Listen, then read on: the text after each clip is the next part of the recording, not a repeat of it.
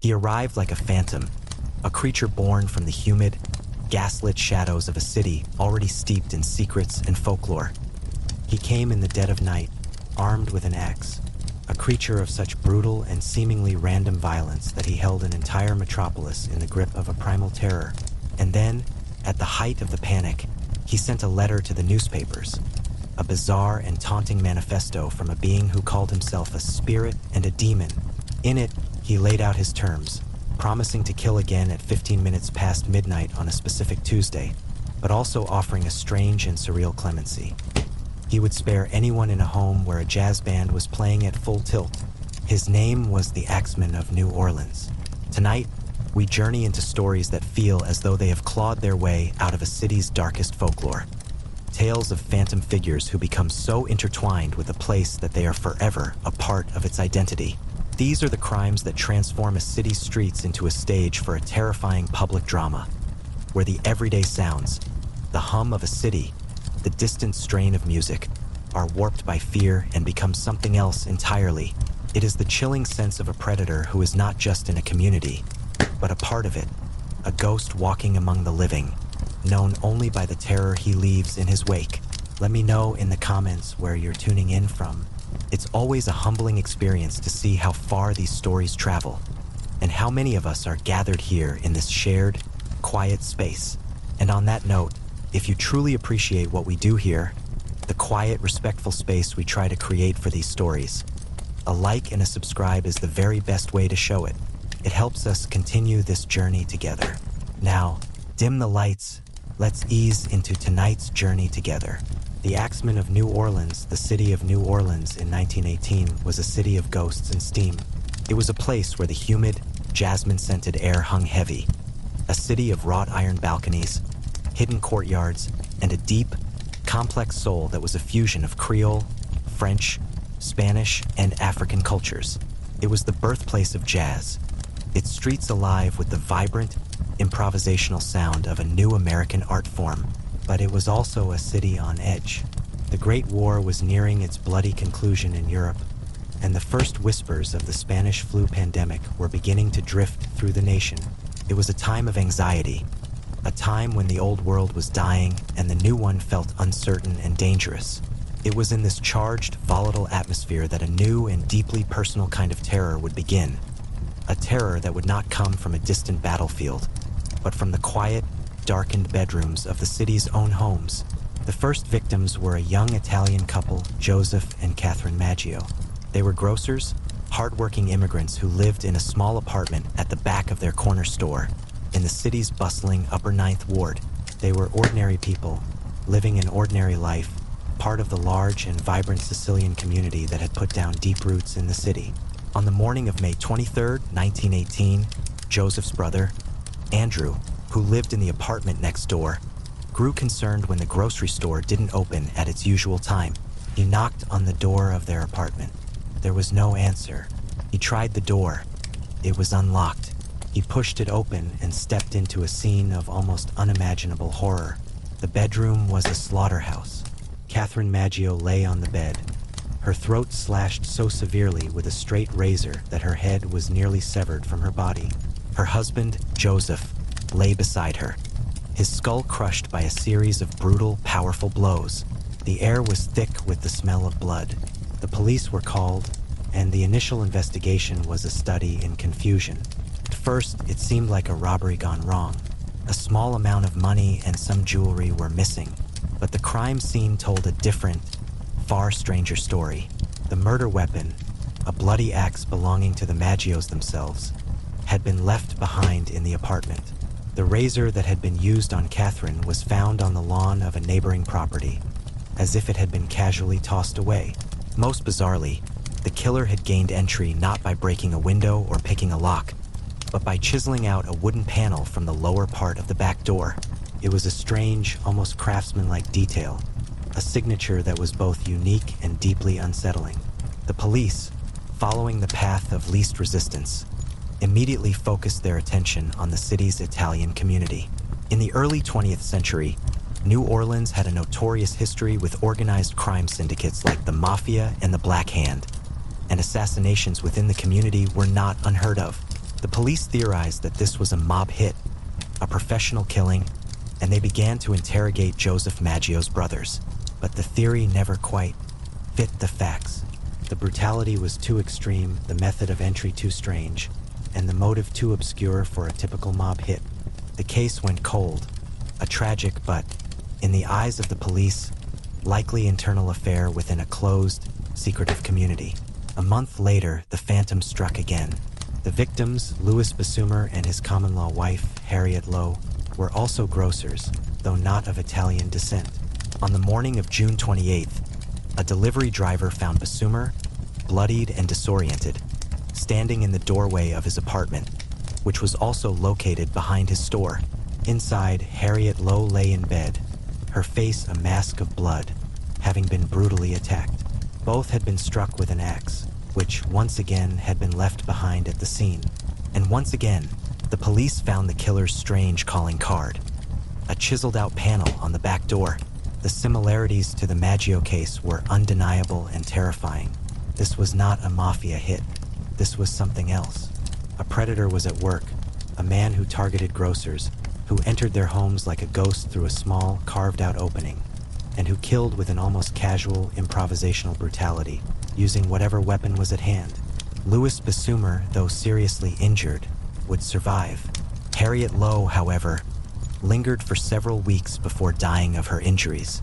Before she died, she gave a statement to the police, claiming that she had been attacked by a tall, heavy-set white man.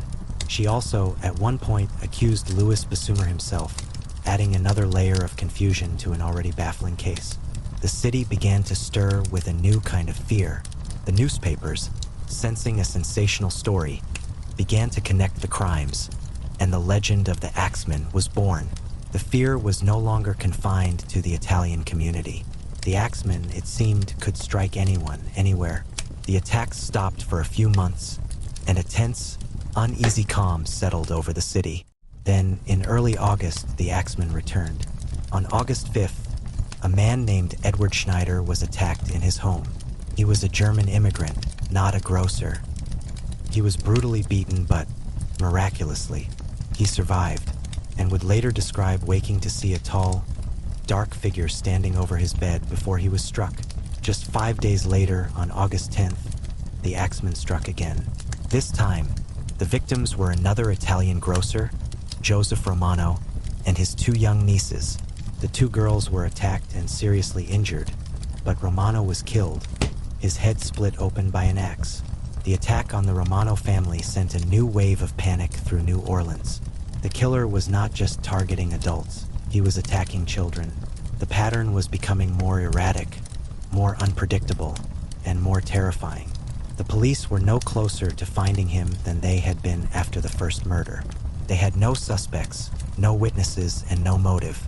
All they had was a growing list of victims and a single bizarre clue: the chiseled panel on the back door. The city of New Orleans was now in the grip of a full-blown panic, haunted by a faceless, nameless phantom who moved through their city like a ghost. A man who came in the night with an axe and a chisel, leaving behind nothing but blood, terror, and a profound, unshakable sense of mystery. As the autumn of 1918 turned into the harsh, damp winter of 1919, the city of New Orleans existed in a state of suspended terror. The Axeman, after his bloody work in August, had once again vanished, leaving the city to grapple with the fear of his inevitable return. The name itself had become a piece of dark folklore, a bogeyman whispered about in hushed tones, a story used to frighten children and unnerve adults. The fear was a palpable presence in the city, changing the rhythms of daily life.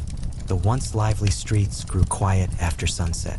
Families fortified their homes, boarding up back doors, adding extra locks, and sleeping with weapons by their bedsides. The city was a fortress, but the enemy was already inside its walls. The police, led by the beleaguered Superintendent Frank Mooney, were in a state of crisis. They were facing immense public and political pressure to catch a killer who seemed to be a ghost. Their investigation had devolved into a series of desperate and often misguided efforts. They rounded up hundreds of known criminals, vagrants, and degenerates, hoping to stumble upon a suspect by sheer chance. They followed up on every crank tip and psychic vision that flooded their offices. The investigation became a mirror of the city's own prejudices and fears, with much of the official suspicion still focused on the Italian community and their supposed Black Hand societies.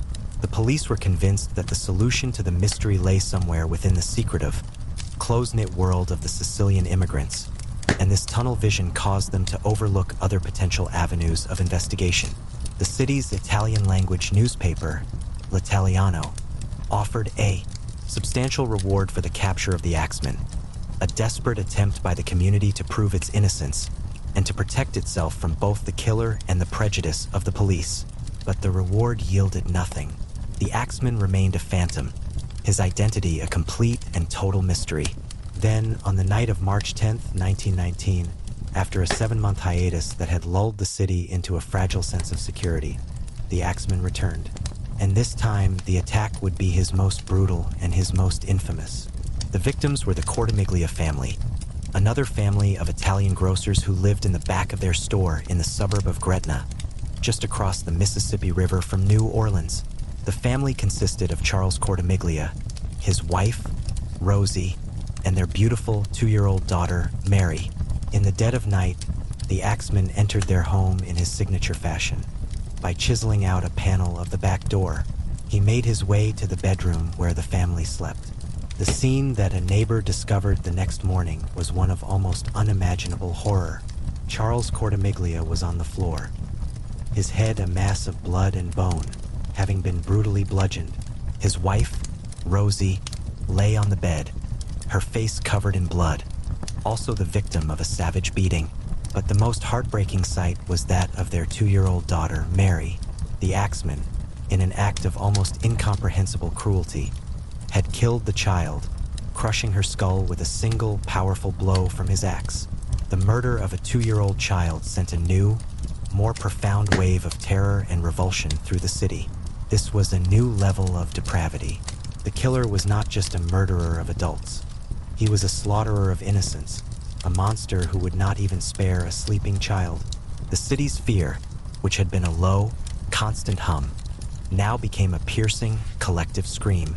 Miraculously, Charles and Rosie Cortimiglia were not dead. They were rushed to the hospital, both in critical condition. Rosie, barely conscious, was able to give the police a description of their attacker, but her description added another layer of confusion to the case.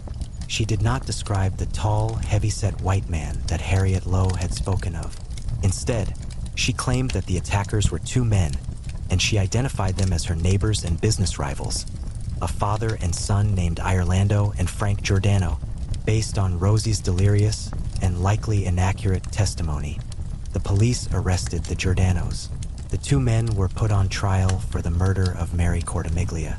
Despite a lack of any physical evidence connecting them to the crime, and despite the fact that Charles Cortimiglia, who had recovered more fully, testified that the Giordanos were not the attackers, the city was in the grip of such a panic that a conviction was almost a foregone conclusion. Frank Giordano was found guilty and sentenced to hang. His father, Irlando, was sentenced to life in prison. A grieving, terrified public had found its scapegoats. But while the Giordanos sat in prison, the real Axeman was still out there, and he was about to make his most audacious and theatrical move yet. On March 13th, 1919, just 3 days after the Cortimiglia attack, a letter arrived at the offices of the New Orleans Times-Picayune newspaper. It was a letter that would forever cement the Axeman's status as one of the most bizarre and terrifying figures in the annals of American crime. It was written in a strange, boastful, and almost literary style, a manifesto from the killer himself. "Esteemed mortal," it began, "they have never caught me and they never will. They have never seen me, for I am invisible, even as the ether that surrounds your earth. I am not a human being, but a spirit and a demon from the hottest hell. I am what you Orleanians and your foolish police call the Axeman." The letter was a masterpiece of psychological terrorism. He gloated about his crimes, mocked the police, and claimed to be a supernatural entity. He then went on to make a specific and terrifying threat. He announced that he would strike again the following Tuesday night at exactly 15 minutes past midnight. He would kill again, he promised, and he would spare no one. But then, the letter took a turn that was so surreal, so uniquely New Orleanian, that it has become the defining detail of the entire Axeman saga. He offered the city a strange and specific form of clemency. Now, to be exact, he wrote, "At 12:15 earthly time, on next Tuesday night, I am going to pass over New Orleans. In my infinite mercy, I am going to make a little proposition to you people. Here it is. I am very fond of jazz music, and I swear by all the devils in the nether regions that every person shall be spared in whose home a jazz band is in full swing at the time I have just mentioned. If you have a jazz band, all is well. If you have not, then you had better get a band, and get it good." The letter was published in the newspaper, and it set the city on fire. The threat was terrifying, but the proposed solution was almost comically absurd. The city was faced with a choice: cower in fear or dance with the devil. On the night of Tuesday, March 18th, 1919, the city of New Orleans chose to dance. It was one of the strangest, most surreal nights in the city's long and storied history. The professional jazz halls were packed to the rafters, their music spilling out into the streets. But more than that, hundreds of private homes, from the mansions of the Garden District to the shotgun shacks of the back-of-town neighborhoods, were filled with the sound of music. Amateur bands, scratchy phonograph records, and families banging on pots and pans all joined in a citywide, cacophonous, and desperate jazz concert. A musical exorcism designed to keep the demon at bay. The city that had been paralyzed by fear was now united in a single, defiant, and deeply strange act of musical self-preservation, hoping that the sound of a trumpet or a trombone would be enough to save them from the phantom who haunted their dreams. The night of the great jazz exorcism came and went, and the Axeman, true to his bizarre promise, did not strike. The city of New Orleans awoke the next morning, exhausted from its long night of defiant revelry, to a sense of profound and palpable relief. The streets were quiet, save for the lingering echoes of 1,000 parties. There were no new headlines of horror, no new crime scenes for the beleaguered police to investigate. For a single, surreal night, the city had met the monster's challenge on his own strange terms, and it seemed to have worked. The collective musical ritual had, for the moment, kept the demon at bay. The publication of the Hell Letter, as it came to be known, marked a turning point in the Axeman saga. It transformed the killer from a shadowy, faceless predator into a public personality, a bizarre and terrifying folk anti-hero. He was no longer just a murderer. He was a character, a performer who had seized the city's stage and was forcing everyone to play a part in his grotesque theater. His letter was analyzed, debated, and dissected. Was he truly a supernatural demon, as he claimed? Was he an insane genius, a madman with a flair for the dramatic? Or was he a cunning, rational killer using a theatrical persona to sow maximum terror and to mock the authorities he so clearly despised? The letter also provided criminologists and the police with a psychological profile, albeit a strange and contradictory one. The author was clearly intelligent, literate, and possessed a kind of arrogant, playful wit. The writing was filled with a sense of superiority and a deep-seated contempt for society. The reference to jazz music was particularly baffling. Was he a genuine music lover, a disgruntled musician, or was it simply another random, cruel detail designed to heighten the absurdity and the terror of his game? The letter was a masterpiece of misdirection, a document that seemed to offer clues to the killer's identity while simultaneously shrouding him in an even deeper layer of myth and mystery. After the jazz letter, the Axeman once again fell silent. The attacks stopped. The city, still on edge, slowly began to return to a semblance of normalcy. The summer of 1919 was a tense one, with every unexplained noise in the night, every strange shadow, carrying the potential for a new wave of terror. But as the months passed with no new attacks, a fragile hope began to grow that the Axeman's reign was truly over. Perhaps he had been spooked by the massive public reaction to his letter. Perhaps he had moved on to another city. Or perhaps he had simply grown bored of his game. Then, in the late summer and early fall, the terror returned for a final, brutal encore. On August 10th, a man named Steve Boca was attacked in his home. struck in the head with an axe as he slept. He survived, but was unable to provide a description of his attacker. 3 weeks later, on September 3rd, the Axeman struck his youngest victim since the death of Mary Cortimiglia. A 19-year-old girl named Sarah Lawman was brutally attacked in her locked apartment. She was found by neighbors, dazed and bloody, with multiple skull fractures and several of her teeth knocked out. She survived the initial attack but would suffer from the neurological damage for the rest of her life. The final, and what is considered to be the last canonical, murder attributed to the Axeman of New Orleans occurred on the night of October 27, 1919. The victim was another Italian grocer, Mike Pepitone. He was found by his wife, who had been awakened by a noise in his bedroom. The scene was sickeningly familiar. Pepitone lay dead in his bed, his head smashed by a powerful blow from an axe. The room was covered in blood. And once again, the police found the killer's signature, a chiseled-out panel on the back door. The Pepitone murder was a final, defiant statement from the killer. It seemed to be a deliberate return to his original pattern, a message that, despite the passage of time and the best efforts of the police, he was still out there, still in control, still able to strike whenever and wherever he chose. After the murder of Mike Pepitone, the Axeman of New Orleans vanished forever. The attacks simply stopped. There were no more letters, no more taunts, no more blood-soaked bedrooms. The phantom who had held the city in a state of mortal terror for nearly 2 years disappeared as mysteriously as he had arrived.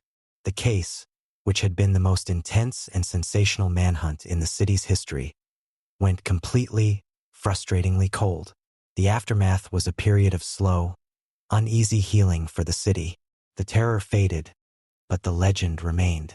The Axeman became a permanent fixture in the city's rich, dark folklore, a ghost story told alongside the tales of voodoo queens and haunted mansions. And the legal system began the slow, embarrassing process of cleaning up the mess it had made in its panicked response to the crimes.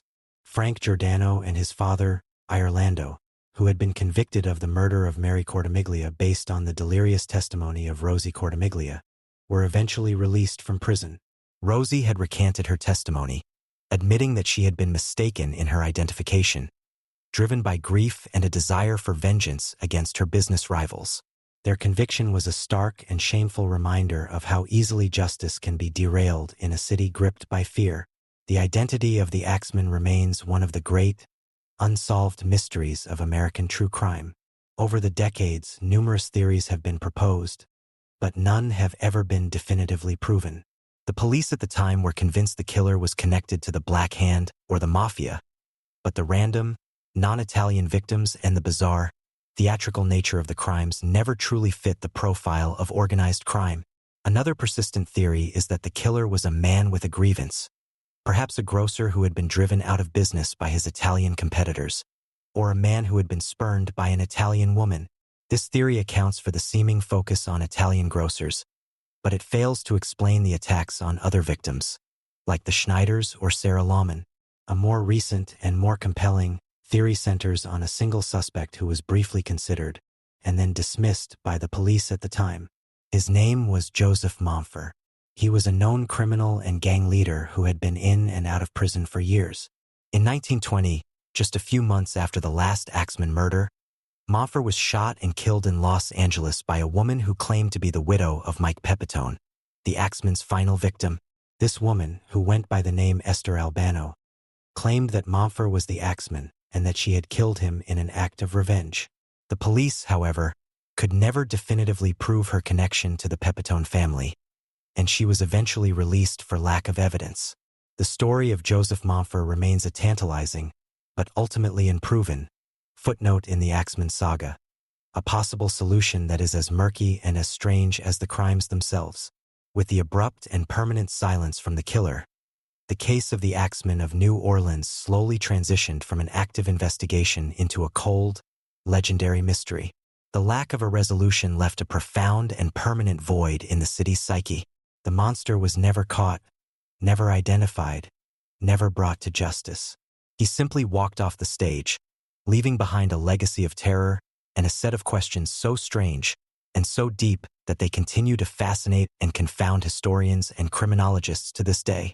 The legacy of the Axeman is not one of a specific individual, but of a specific kind of fear. He was one of the first modern serial killers to become a media sensation, a predator who understood and manipulated the power of the press to amplify his own terror. His taunting letter to the Times-Picayune was a masterstroke of psychological warfare, a direct communication with the public that bypassed the authorities and transformed him into a character in a citywide drama. He was not just a criminal. He was a performer, and the entire city of New Orleans was his unwilling audience. This act of direct, taunting communication would later be echoed by other infamous, unidentified killers, most notably the Zodiac Killer in California decades later, who also used letters to the press to terrorize a community and mock the police. The case also serves as a stark and troubling case study in the dangers of a police investigation that is driven by prejudice and public panic. The initial and persistent focus of the New Orleans Police Department on the city's Italian community was a profound failure of investigative logic. Blinded by their preconceived notions of black hand societies and mafia vengeance, they wasted valuable time and resources, chasing a theory that never fit the facts.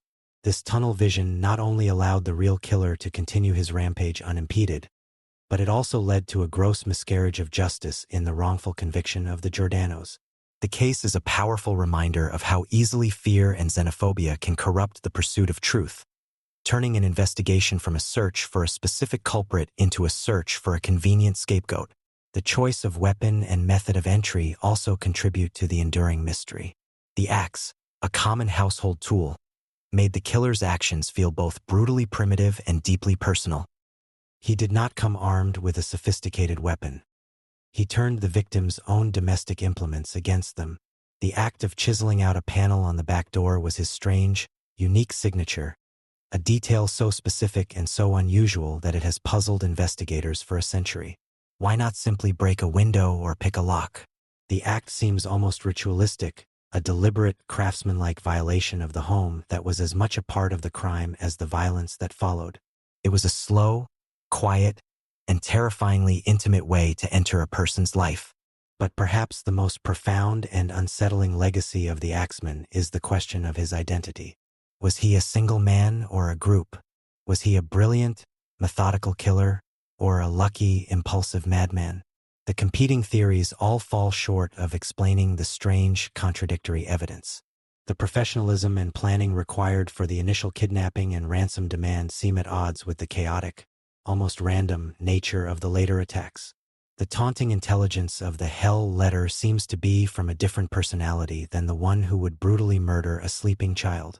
This has led some to speculate that the Axeman was not a single entity at all, but perhaps a series of copycat crimes, a social contagion of violence that was sparked by the initial Maggio murder and then took on a life of its own, with different individuals adopting the same strange MO. In this theory, the letter to the press could have been written by an intelligent prankster, someone completely unconnected to the murders who simply saw an opportunity to insert himself into the story and add to the city's terror. This would explain the sudden shift in tone and the bizarre promise to spare the city's jazz lovers. It is a compelling theory, but like all the others, it remains pure speculation. Today, the Axeman of New Orleans has been fully absorbed into the city's rich and Gothic folklore. He has become a character, a local bogeyman who stands alongside the ghosts of pirates and voodoo queens. His story is told on haunted history tours, his legend embellished and romanticized with each telling. He has been the subject of songs, novels, and television shows, most notably as a central, supernatural character in the Coven season of the series American Horror Story, where he is portrayed as a literal ghost, a jazz-loving demon who is brought back from the dead. This transformation from a real-life terror to a fictional character is perhaps the final, inevitable stage of any great, unsolved mystery. When justice is impossible and the facts are few, the only thing left is the story. The Axeman of New Orleans was a real person, or persons who brought real, unimaginable suffering to the city. He destroyed families, he shattered a community's sense of safety, and he exposed the deep-seated prejudices that ran just beneath its surface. But because he was never caught, his reality has been eclipsed by his own legend. He has become more myth than man, a permanent, shadowy fixture in the cultural landscape of America's most haunted city. The terror he inflicted was temporary, but the mystery he created is immortal. The rise and fall of Theranos Silicon Valley in the early 21st century was more than just a place. It was a modern-day myth factory. It was a landscape of sprawling corporate campuses, caffeinated ambition, and a kind of quasi-religious faith in the power of technology to solve all of humanity's problems. It was a world that worshipped at the altar of the visionary founder, the brilliant, obsessive genius who could see the future and bend it to their will. It was the world of Steve Jobs, of Mark Zuckerberg, of Larry Page, men who had changed the world from their garages and dorm rooms. And in the early 2010s, a new prophet emerged, a figure so compelling, so perfectly aligned with the Valley's mythology, that she seemed destined to take her place in that pantheon. Her name was Elizabeth Holmes. On the surface, Holmes was the perfect visionary. She had the requisite origin story, a brilliant young student who had dropped out of Stanford's prestigious chemical engineering program at the age of 19 to start her own company. She had the aesthetic, a uniform of stark, black turtlenecks that was a deliberate, almost slavish homage to her idol, Steve Jobs. And she had the presence, an intense, unblinking stare and a surprisingly deep, baritone voice that commanded attention and projected an aura of absolute, unwavering certainty. She was, the fawning magazine profiles would declare, the next Steve Jobs, a once-in-a-generation mind who was about to revolutionize one of the largest and most intractable industries in the world, healthcare. The company she founded was called Theranos, a portmanteau of therapy and diagnosis, and the promise she was selling was nothing short of miraculous. Holmes claimed to have invented a revolutionary new blood testing technology. She envisioned a world where the painful, inconvenient, and expensive process of drawing vials of blood from a vein would be a thing of the past. With her technology, she claimed a single tiny, painless drop of blood, pricked from the tip of a finger, could be used to run hundreds of different medical tests, from cholesterol levels and blood sugar to complex screenings for cancer and other diseases.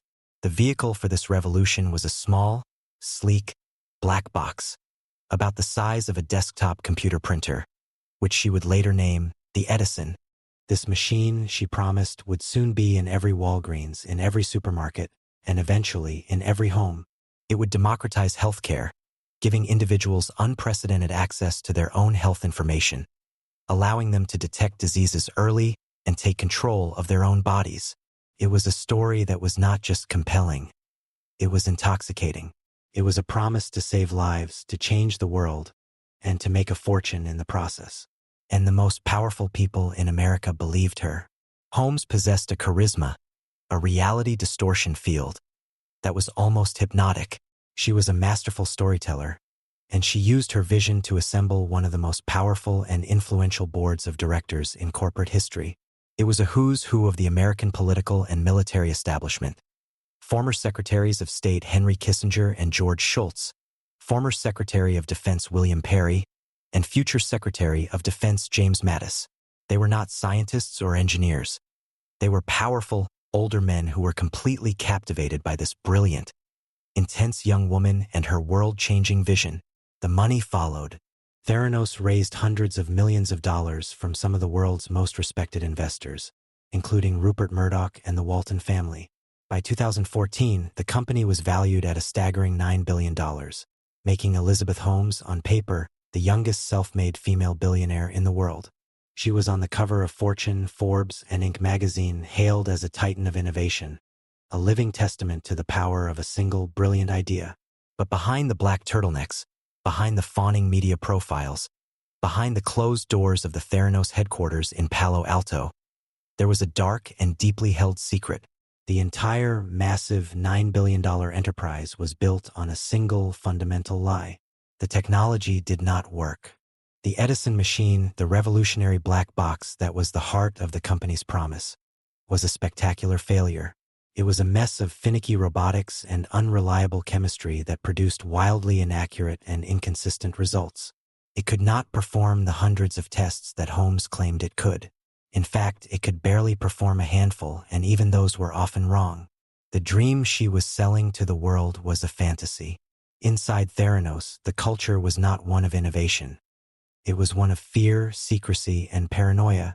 Holmes and her second-in-command, a man named Ramesh Sunny Balwani, who was also her secret romantic partner, ruled the company like a totalitarian state. The different scientific and engineering departments were strictly siloed, forbidden from communicating with each other, ensuring that no single employee could see the full picture of the company's failure. The paranoia was extreme.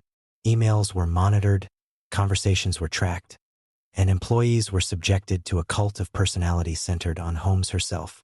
The scientists and engineers who worked on the Edison machines knew the truth. They saw the failed tests, the error messages, the nonsensical data. They knew the technology was a fraud, and when they tried to raise their concerns, they were met with a wall of intimidation and legal threats. They were berated by Balwani. They were subjected to Holmes's icy stare, and they were reminded of the ironclad non-disclosure agreements they had signed. Many of the company's most talented employees, people who had come to Theranos inspired by its vision, quit in disgust, their professional and ethical integrity pushed to the breaking point. But the secret was always contained. To maintain the illusion for the outside world, Holmes and Balwani orchestrated a complex and elaborate deception. When powerful investors or potential business partners came for a demonstration, they would conduct a carefully staged piece of theater. The guest would have their finger pricked, and the tiny vial of blood, the nanotainer, would be taken with great ceremony to the Edison machine. But the machine they were shown was often a dummy. The actual blood test would be secretly performed in the back room, not on Theranos technology, but on commercially available blood analyzers, machines they had purchased from established companies like Siemens. To further the deception, they would often dilute the tiny finger prick sample so it could be run on these conventional machines, a process that further compromised the accuracy of the results. The most audacious and most dangerous step in the deception came when Theranos signed a massive partnership deal with the Walgreens pharmacy chain. The plan was to roll out thousands of Theranos wellness centers in their stores across the country, where real customers could come in and get their blood tested. It was the moment where the fraud was about to cross the line from deceiving wealthy investors to potentially harming the general public. The wellness centers opened, and customers began to have their blood drawn. But the vast majority of the tests were not being run on the revolutionary Edison machines in the sleek black boxes. They were being sent to a central lab, where the tiny finger prick samples were being secretly tested on the same old Siemens machines, often yielding dangerously inaccurate results. The house of cards was now built. It was a gleaming, multi-billion-dollar monument to a lie, and Elizabeth Holmes, the visionary in the black turtleneck, was standing at the very top, hoping the world would never look down. For several years, the reality distortion field, projected by Elizabeth Holmes and Theranos, held with remarkable strength. The company's prestigious board, its powerful investors, and a largely credulous media created a self-reinforcing echo chamber of hype. To question Theranos was to risk looking like a Luddite, someone who simply didn't understand the disruptive power of Silicon Valley innovation. But by 2014, the whispers of doubt, which had long been suppressed within the company's own walls, began to leak out into the wider world. The first serious cracks in the facade appeared not from a competitor or a regulator, but from the quiet, skeptical inquiries of the medical and scientific community. Pathologists and laboratory experts began to publicly question the fundamental premise of Theranos technology. They pointed out that drawing diagnostic conclusions from a single drop of capillary blood from a fingertip was notoriously unreliable. Capillary blood is a complex mixture of fluids, and its composition can vary wildly, making it a poor sample for many of the sensitive tests Theranos claimed to be running. They also questioned the basic physics and chemistry of it all. How could a single, tiny machine possibly perform hundreds of complex tests that normally required a room full of large, specialized equipment? The science, to anyone who understood it, simply didn't add up. Holmes and Theranos responded to these critiques not with data, but with secrecy, claiming that their methods were proprietary trade secrets that they could not reveal. But the real unraveling began with a single, tenacious journalist. John Carreyrou, an investigative reporter at the Wall Street Journal, received a tip from a medical expert who was deeply suspicious of the company. Carreyrou, a two-time Pulitzer Prize winner known for his meticulous, in-depth reporting, began to dig. He started by contacting former Theranos employees, the scientists and engineers who had left the company in disgust. At first, he was met with a wall of silence. The former employees were terrified. They had all signed ironclad non-disclosure agreements, and Theranos was known for its aggressive and litigious legal team. Led by the fearsome celebrity lawyer David Boies, they feared for their careers, for their finances, and even for their personal safety. But Kariru was persistent. He slowly and painstakingly built relationships of trust, and one by one, the whistleblowers began to talk. The first key source was a young man named Tyler Schultz. Tyler was not just any employee.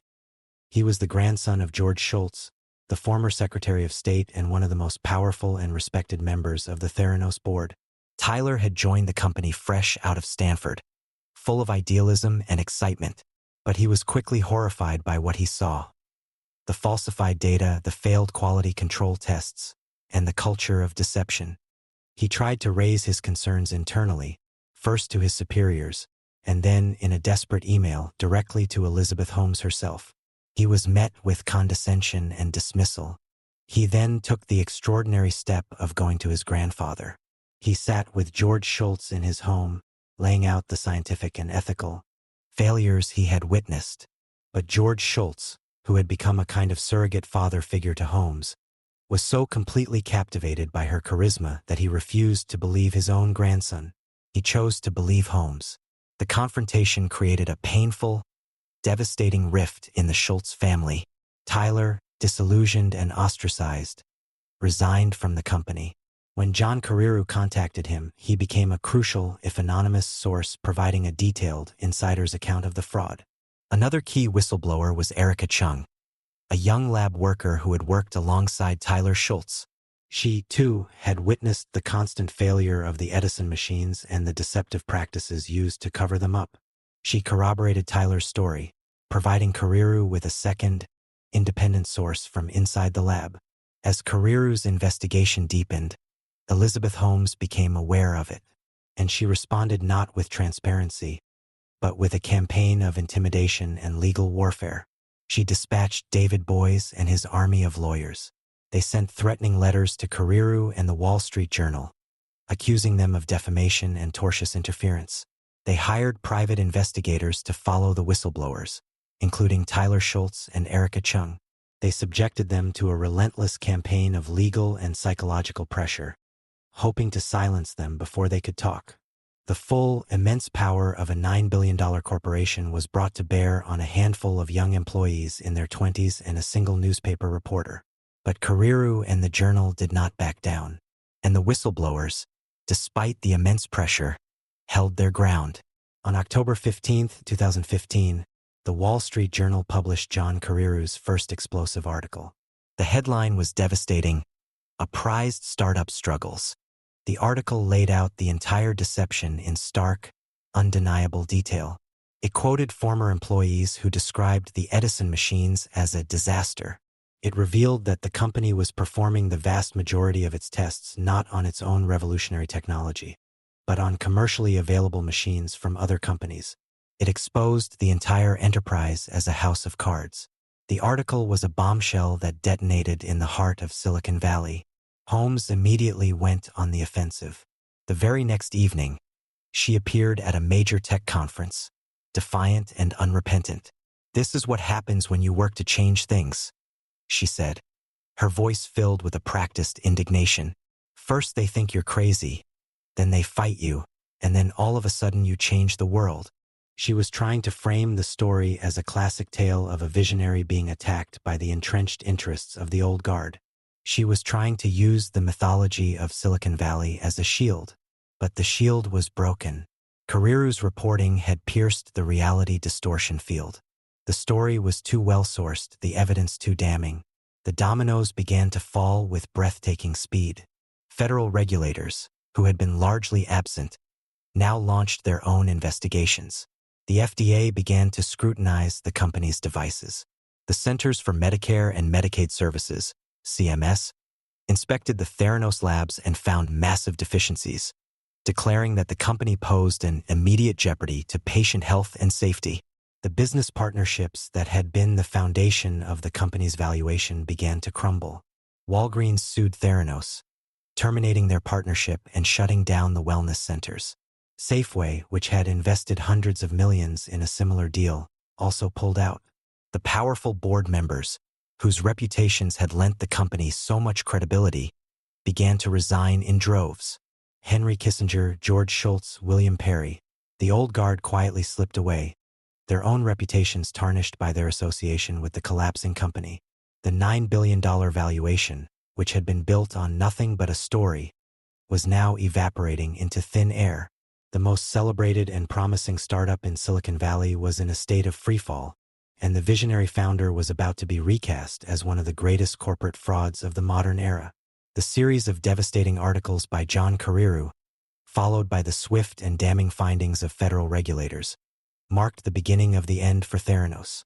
The company that had once been the toast of Silicon Valley was now a pariah, a symbol of corporate hubris and deception.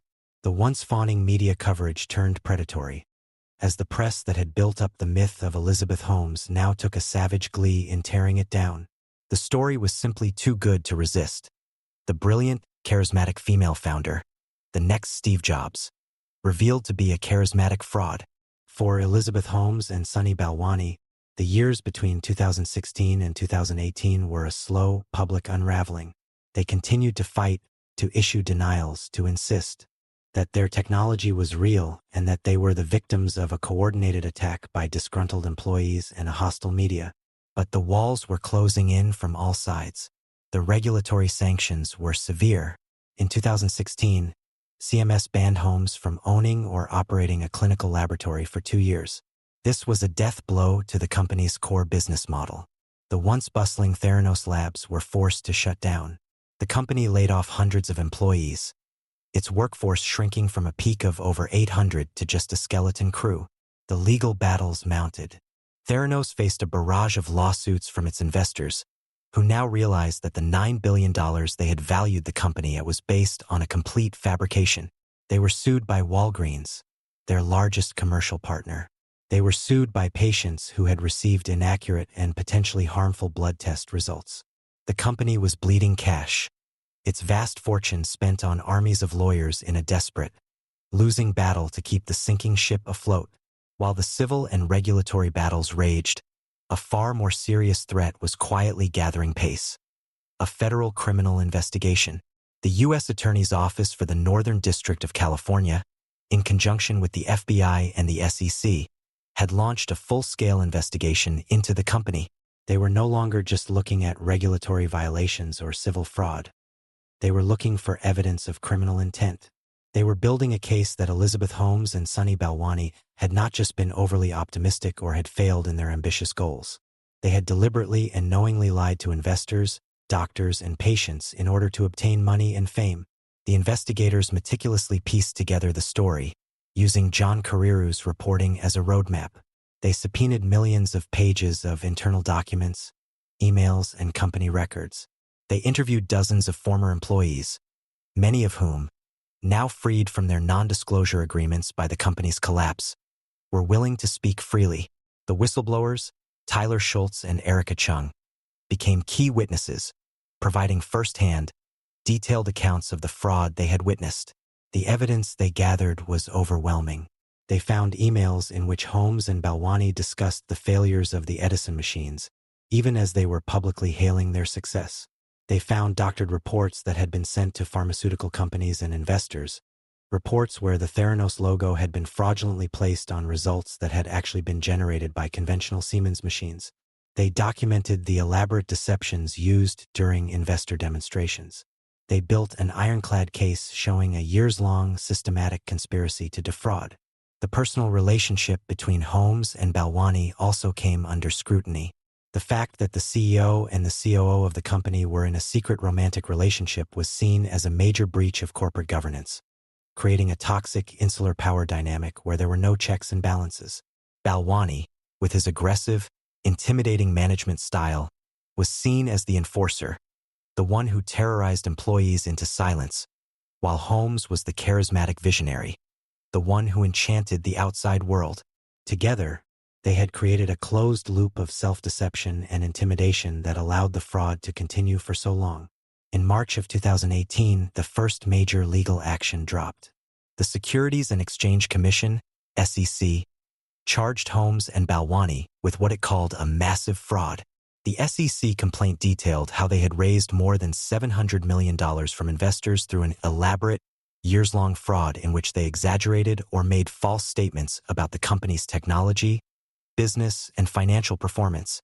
Holmes, in a move to mitigate the damage, agreed to settle the charges. She did not admit guilt, but she agreed to pay a $500,000 fine to return her remaining shares in the company, and, most significantly, she was banned from serving as an officer or director of any public company for 10 years. It was a stunning fall from grace for the woman who had once been hailed as the future of American business. Sunny Balwani refused to settle and chose to fight the charges. But the SEC charges were just the prelude. The real hammer was about to fall. 3 months later, in June 2018, a federal grand jury handed down its indictment. Elizabeth Holmes and Sunny Balwani were formally charged with multiple counts of criminal wire fraud and conspiracy to commit wire fraud. The indictment alleged that they had engaged in 2 separate criminal conspiracies, one to defraud their wealthy investors, and another, more serious one, to defraud the doctors and patients who had used their flawed tests. The maximum penalty for the charges was 20 years in federal prison. The indictment marked the official end of the Theranos saga. The company, now a hollow shell with no product, no money, and no future, announced that it was formally dissolving. The dream was dead. The $9 billion unicorn of Silicon Valley had vanished, leaving behind a legacy of shattered careers, lost fortunes, and betrayed trust. Elizabeth Holmes, the once celebrated visionary, was now a criminal defendant, her face on the news not as a titan of industry, but as a perp in a mugshot. The legal battle that would follow would be a final, public reckoning, a trial that would put not just Holmes and Balwani on the stand, but the entire fake it till you make it culture of Silicon Valley itself, a culture that had enabled, celebrated, and ultimately been disgraced by the biggest corporate fraud since Enron. The question was no longer whether the technology worked. The question was whether the woman who had sold the world a dream would finally be held accountable for the nightmare she had created. The criminal trials of Elizabeth Holmes and Sunny Balwani, delayed for years by legal maneuvering and the COVID-19 pandemic, represented the final, dramatic act in the Theranos saga. The 2 former partners, their romantic and business relationship now shattered, were to be tried separately. Elizabeth Holmes's trial began first, in the late summer of 2021, and it immediately became a global media spectacle. It was a courtroom drama that had everything: a charismatic, enigmatic defendant, a story of staggering ambition and deceit, and a central, fascinating psychological puzzle. Was Elizabeth Holmes a calculating, cold-blooded con artist, a female Bernie Madoff? Or was she a true believer, a misguided visionary who was so blinded by her own ambition that she lost the ability to distinguish between her dream and reality? The prosecution, led by the U.S. Attorney's Office, presented a clear, methodical case. They called a parade of former Theranos employees, investors, and even patients to the stand. The whistleblowers Erica Chung and Tyler Schultz gave powerful testimony about the scientific failures and the culture of fear. Former lab directors testified about the constant pressure to approve inaccurate results and their horror at the company's deceptive practices. Investors, including representatives from wealthy families and investment firms, described how Holmes had lied to them directly, presenting them with doctored reports and false projections to secure their hundreds of millions of dollars. The prosecution painted a picture of a hands-on, deeply involved CEO who was not just aware of the fraud, but was its chief architect and primary beneficiary. The defense, in a stunning and controversial move, tried to reframe the entire narrative. They did not just argue that Holmes was a failed, but well-intentioned entrepreneur. They argued that she was a victim.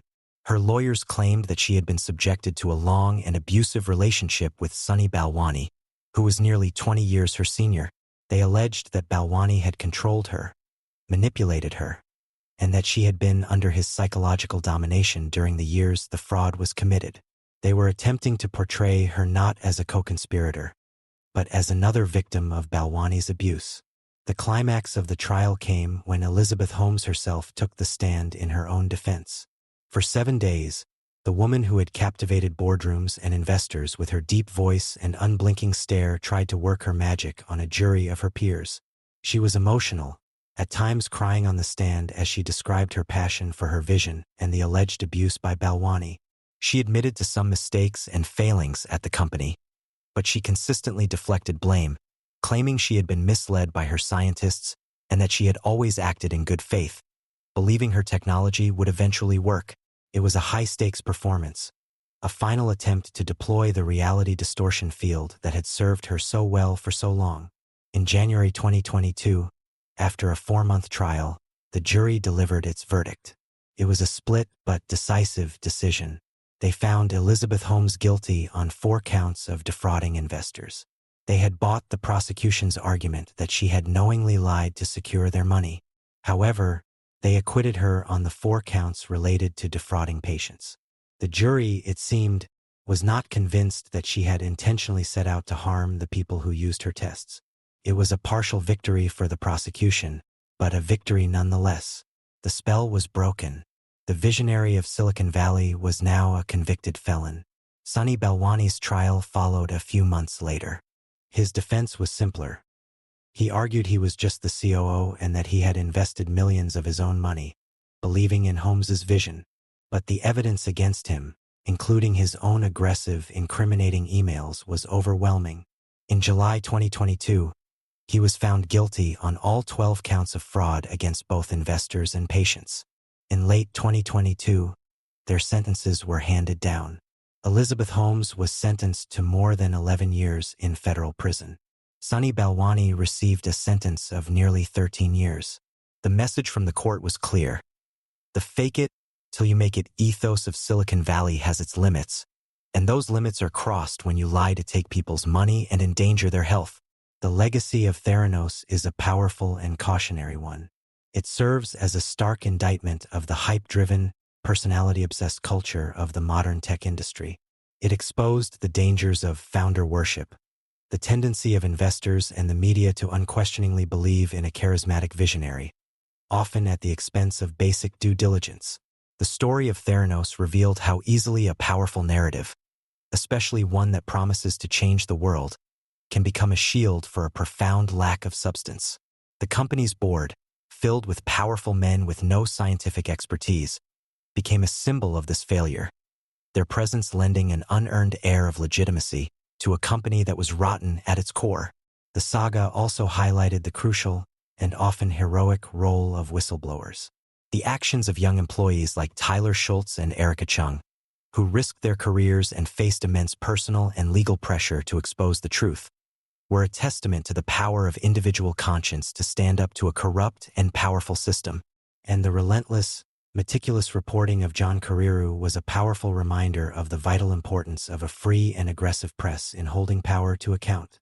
Without them, the fraud of Theranos might have continued for much longer, with potentially devastating consequences for the patients who were its ultimate victims.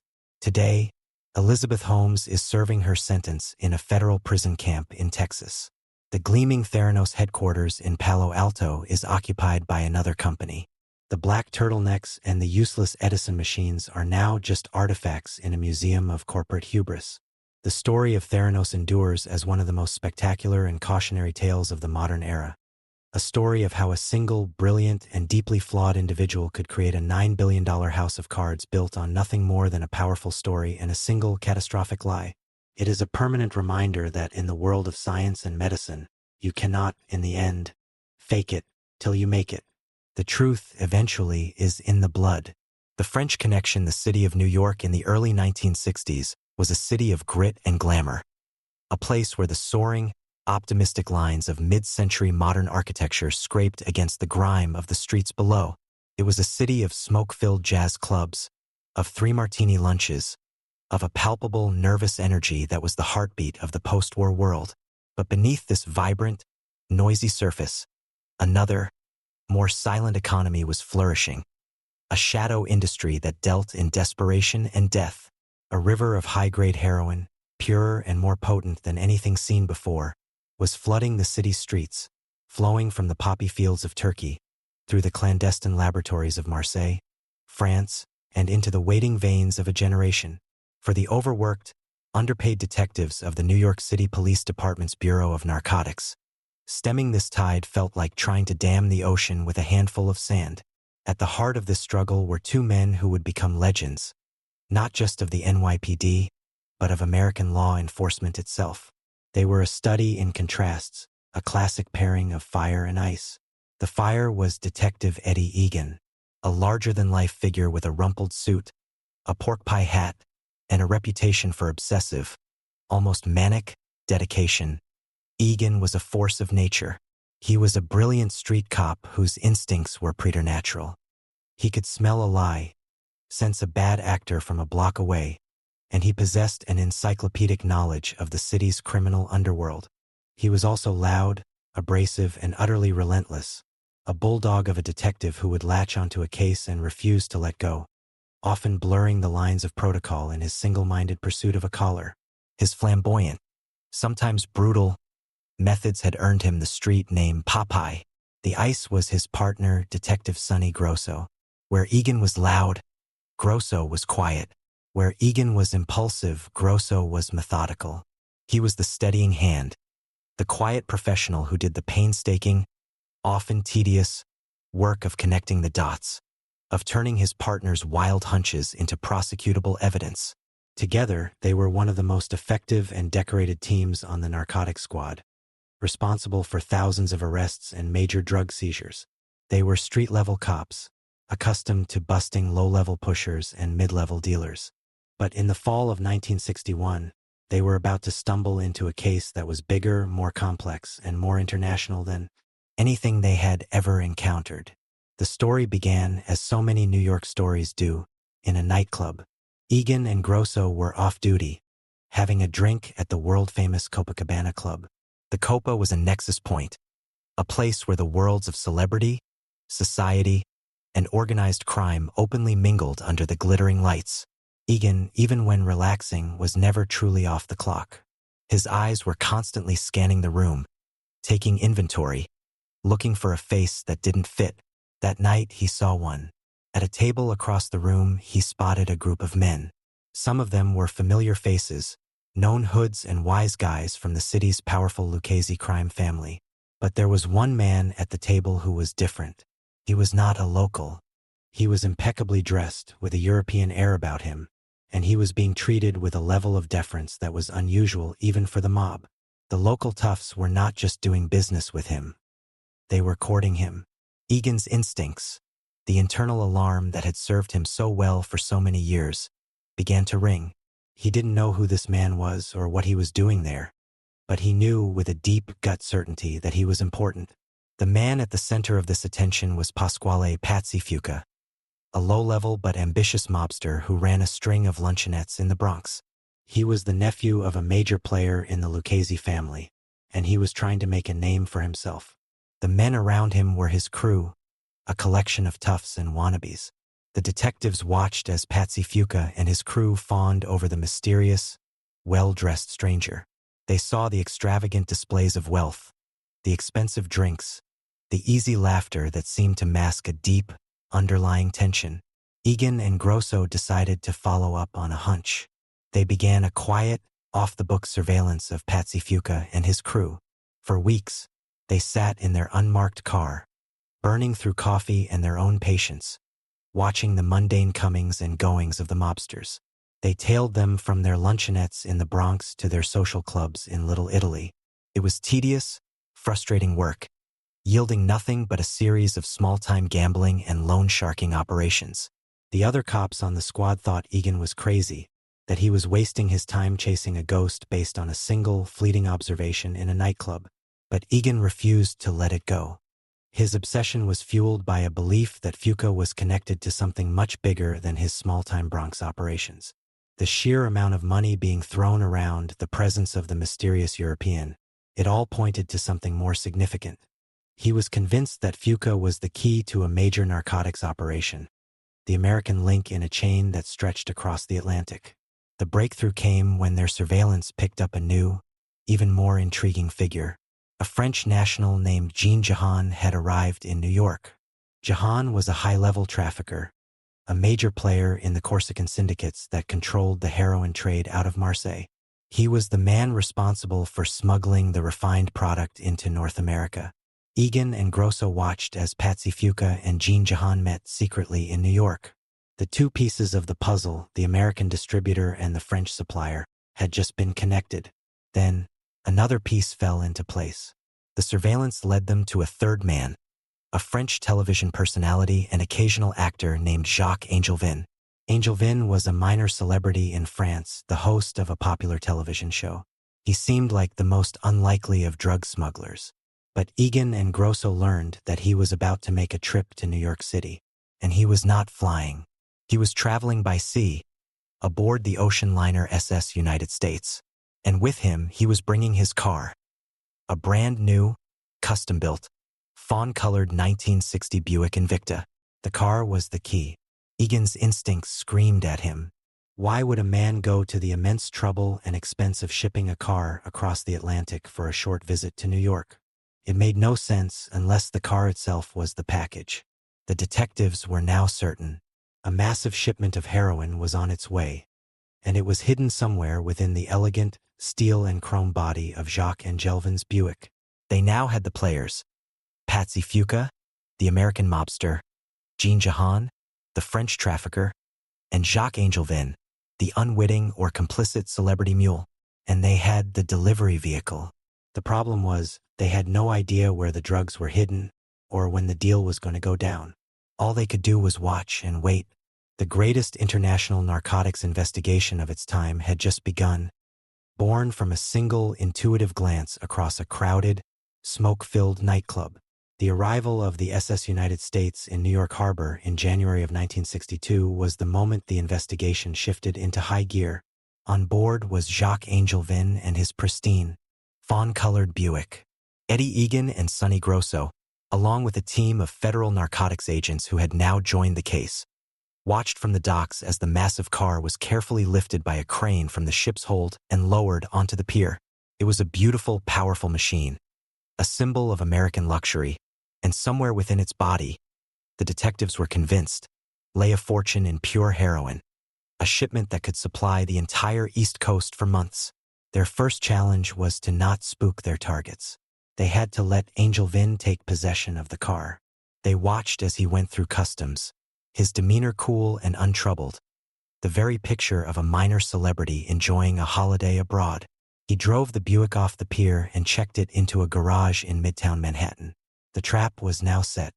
The surveillance operation that followed was one of the most extensive and frustrating in the history of the NYPD. For weeks, Egan, Grosso, and their team engaged in a relentless round-the-clock watch. They sat in freezing, unmarked cars. They stood on windswept street corners. They huddled in drafty doorways, their world shrinking to the single, obsessive task of watching a car and the men who circled it. The targets were maddeningly patient. Days would go by with no activity at all. Jacques Angelvin would take the car out for a drive, seemingly for pleasure, leading the detectives on long, pointless journeys through the city and out to the suburbs, only to return it to the garage. He was testing them, running counter-surveillance maneuvers to see if he was being followed. Patsy Fuca and his crew were equally cautious, their meetings sporadic and their conversations coded. The stress on the detectives was immense. They were working on their own time, burning through department resources, and their superiors were growing increasingly skeptical. The pressure to get a result, to find the drugs, was enormous. Egan, in particular, was consumed by the case. He lived and breathed it, his obsession bordering on the maniacal. He would sit in a car for 18 hours straight, his eyes burning from a lack of sleep, fueled by nothing but black coffee and the absolute, unshakable conviction that he was on the verge of the biggest bust of his career. The frustration and the boredom were punctuated by moments of high stakes, cat and mouse drama. On several occasions, the detectives nearly lost their targets. They would be stuck in traffic as a target's car sped through a yellow light. They would have to make split-second decisions, running red lights, driving the wrong way down one-way streets, all to maintain the tail. It was a gritty, unglamorous, and deeply exhausting urban warfare. One of the most famous and harrowing moments of the surveillance occurred when Egan, on his own, decided to follow Patsy Fuca into a bar. Egan, trying to blend in, sat at the bar, but Fuca, a wily and experienced mobster, immediately sensed something was wrong. He recognized Egan from the Copacabana. A tense, silent confrontation ensued. Fuca, with his crew of toughs behind him, stared Egan down. Egan, refusing to be intimidated, stared right back. The moment passed, but the message was clear. The targets knew they were being watched. The element of surprise was gone. The case was beginning to feel like it was slipping away. The weeks were turning into a month. The detectives had a car, they had the suspects, but they had no drugs. They had no probable cause to get a warrant to search the car. All they could do was continue their long, agonizing vigil. The breakthrough finally came in late February. The surveillance team observed a new and significant development. Patsy Fuca and Jacques Angelvin finally brought the Buick to a garage in Brooklyn. But this was not a normal garage. It was a known mob-controlled chop shop. This was it. This was where the deal was going to happen. The detectives watched as the car was taken inside. They knew that somewhere within the garage, mechanics were beginning the delicate, surgical process of dismantling the Buick to get to the hidden compartments where the heroin was stashed. But they still couldn't move. A raid on the garage would be too risky.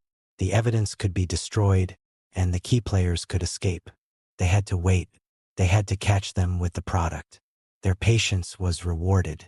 A few days later, they watched as one of Fuca's associates drove the Buick away from the garage. They followed it. The car was now just an empty shell, its precious cargo removed. The detectives then shadowed another of Fuca's men, who was seen carrying a heavy suitcase from the garage to a hotel. At the same time, they observed another critical meeting. Patsy Fuca met with a man named Tony Lococo, a major distributor with deep ties to the Lucchese family. This was the final piece of the puzzle. The heroin had been removed from the car, and it was now being prepared for sale to the city's top-level dealers. The transaction was imminent. The moment to strike had finally arrived. The culmination of months of relentless, mind-numbing surveillance was at hand. Egan and Grosso, along with a team of federal agents, burst into the hotel room where the suitcase had been taken. Inside, they found Patsy Fuca's crew and a staggering amount of heroin. At the same time, other teams moved in, arresting Patsy Fuca, Tony Lococo, and the other key players in the conspiracy. But there was one piece of unfinished business. They still needed the car. The Buick itself was the single most important piece of physical evidence, the smoking gun that connected the entire international conspiracy. They had tailed the car to a quiet, residential street where it had been parked and abandoned. Egan and Grosso raced to the location. They found the fawn-colored Buick sitting innocently by the curb. They brought the car back to a police garage and, with a team of mechanics, began to tear it apart. They ripped out the seats, they pulled up the carpets, they opened up the door panels. For hours, they found nothing. A sense of dread began to creep in. Had they been wrong all along? Was the car just a clever decoy? Then one of the mechanics, tapping along the rocker panels, the structural support beams that run along the bottom of the car's frame, heard a dull, strange sound. It didn't sound like solid metal. They took a drill and bored a small hole into the panel. A fine, white powder began to pour out. It was heroin. They had found it. Inside the hollowed-out rocker panels of the Buick, they discovered 112 pounds of pure, uncut heroin. On the streets of New York, it was worth an estimated $32 million, the equivalent of over $250 million today. It was, at the time, the largest single seizure of heroin in history. The hunch that had started in the Copacabana nightclub months earlier had led to the dismantling of a massive international drug smuggling ring and had severed, for a time, the main artery of the French connection. For Eddie Popeye Egan and Sonny Grosso, it was the collar of a lifetime, a triumph of instinct, obsession, and the sheer, grinding persistence of two street cops who refused to let go. The record-breaking seizure of 112 pounds of pure heroin and the arrests of the key players in the conspiracy should have been the triumphant, unambiguous conclusion to the case. For Eddie Egan and Sonny Grosso, it was the culmination of months of grueling, often thankless, work. They had followed a single, intuitive hunch and had unraveled a complex international smuggling ring, taking a massive amount of poison off the streets of their city. It was, by any measure, a monumental achievement in law enforcement. But the story of the French Connection did not end with the arrests. In many ways, the courtroom drama that followed was as complex and as frustrating as the street-level surveillance had been. The trial of Patsy Fuca, Jean Jahan, Jacques Angelvin, and their associates began, and the prosecution felt they had an open-and-shut case. They had the defendants, they had the eyewitness testimony of the detectives who had tailed them for months, and they had the physical evidence. The massive pile of heroin that had been painstakingly extracted from the rocker panels of the Buick. But the defense attorneys were shrewd and aggressive. They immediately went on the attack, not against the facts of the case, but against the methods used by the police to obtain them. They argued that Egan and Grosso were rogue cops who had engaged in a pattern of harassment, illegal searches, and questionable surveillance techniques. They portrayed their clients not as sophisticated international criminals, but as victims of a relentless, obsessive police vendetta. The trial became a grueling, contentious affair. Egan and Grosso spent days on the witness stand, subjected to intense and often personal cross-examinations. The defense lawyers picked apart every detail of their surveillance logs, searching for inconsistencies. They questioned their motives, their methods, and their character. For Egan, in particular, the experience was maddening. A man accustomed to the clear, unambiguous world of street justice found himself bogged down in the frustrating, semantic world of legal procedure. He was a cop, not a lawyer, and his brash, confident personality, which had served him so well on the streets, often came across as arrogant and unprofessional in the rigid, formal environment of the courtroom. Despite the aggressive defense, the evidence was simply too overwhelming. In the end, the jury convicted the key players. Patsy Fuca, the ambitious luncheonette owner from the Bronx, was sentenced to a lengthy prison term. Jean Jahan, the high-level French trafficker, also received a substantial sentence. Jacques Angelvin, the celebrity television host who had served as the mule, claimed throughout the trial that he had been an unwitting participant, that he had no idea the drugs were hidden in his car. The jury did not believe him, and he too was sent to prison. The American end of the French Connection had been successfully prosecuted and dismantled. The case, however, was far from over. Egan and Grosso were convinced that the men they had arrested were just the tip of the iceberg. They knew that Patsy Fuca, for all his ambition, was not a kingpin. He was a middleman. The true mastermind, the man at the top of the European side of the network, the one who had orchestrated the entire shipment, was still out there. Egan, with his characteristic obsession, became convinced he knew who it was. A high-level French official, a man with diplomatic immunity and powerful connections who had used his position to shield the operation. This obsession with the man at the top would lead Egan down a long, frustrating path.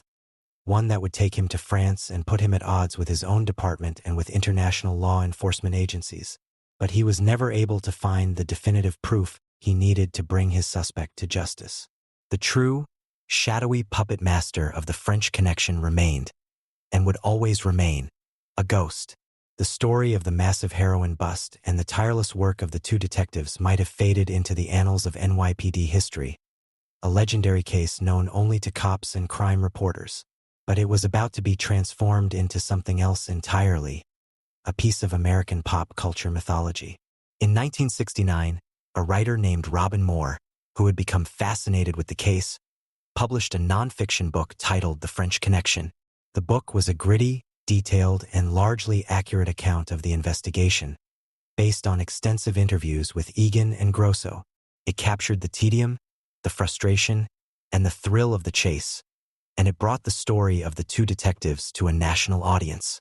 The book was a success, and it quickly caught the eye of Hollywood. A film adaptation was put into motion, and in 1971, The French Connection, directed by the brilliant, iconoclastic director William Friedkin, was released.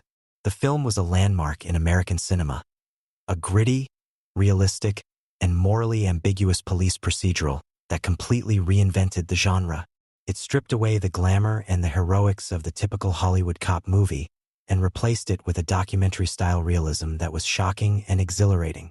At the heart of the film's power were the two central performances. Roy Scheider played the quiet, methodical Sonny Grosso character, renamed Buddy Cloudy Russo, and in a career-defining, Academy Award-winning performance, Gene Hackman played Eddie Egan, who was immortalized on screen as Detective Jimmy Popeye Doyle. Hackman's performance was a force of nature. He perfectly captured Egan's manic energy, his obsessive drive, his casual racism, and his absolute, unwavering commitment to getting his man, no matter the cost. He was not a traditional hero. He was a deeply flawed, almost feral anti-hero, a man whose methods were often as ugly as the criminals he was chasing. The film was a massive critical and commercial success.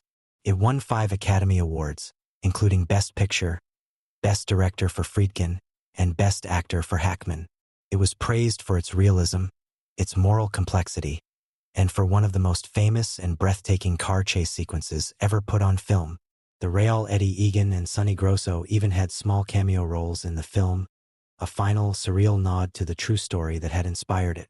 The success of the film transformed the two detectives into national celebrities. They were no longer just cops.